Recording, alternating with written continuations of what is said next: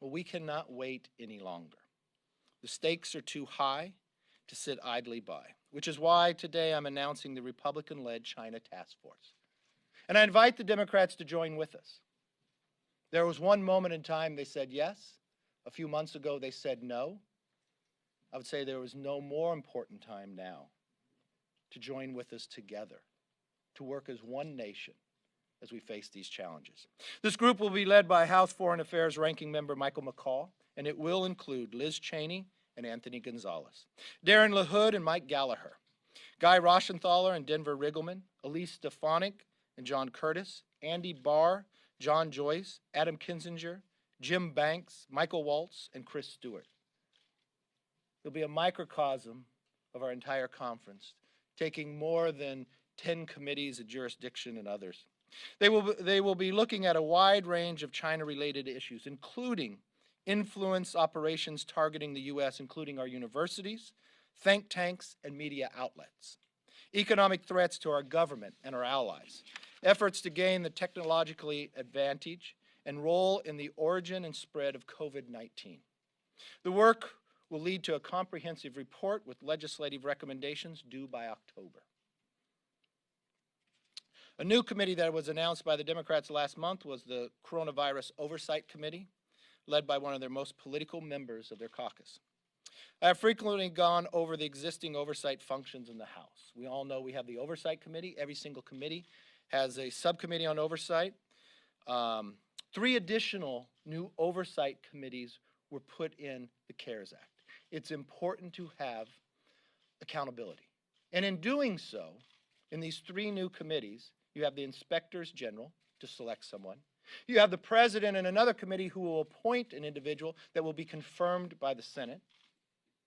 And then you have a bipartisan, bicameral committee as well, where it was equal from Republican and Democrat and House and Senate.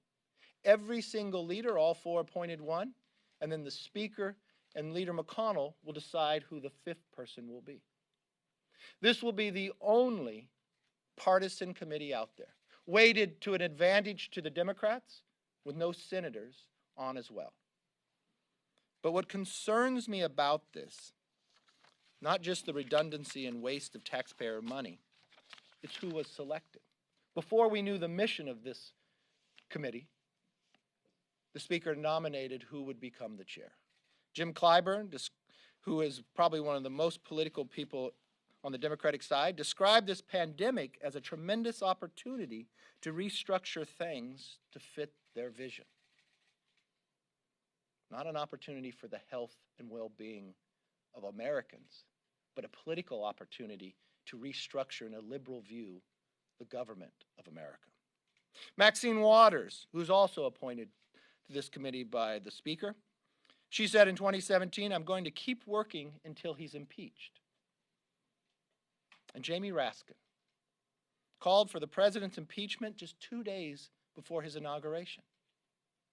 He was also the individual selected by the Democrats to go before the Rules Committee to bring the articles of impeachment forward to the House.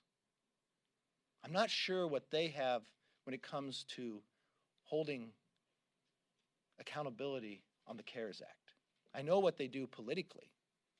That's what always has given me concern about this committee.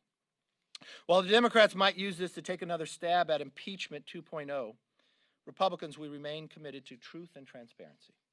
That is why I've asked our whip, Steve Scalise, to lead this panel for us. In addition to our whip, this panel will include Jim Jordan. It will include Blaine Luetkemeyer, Jackie Jaworski, and Mark Green. I'm not sure if you're familiar with freshman Mark Green. He will be the only doctor who's on this committee. He's a West Point graduate. He is an emergency room doctor.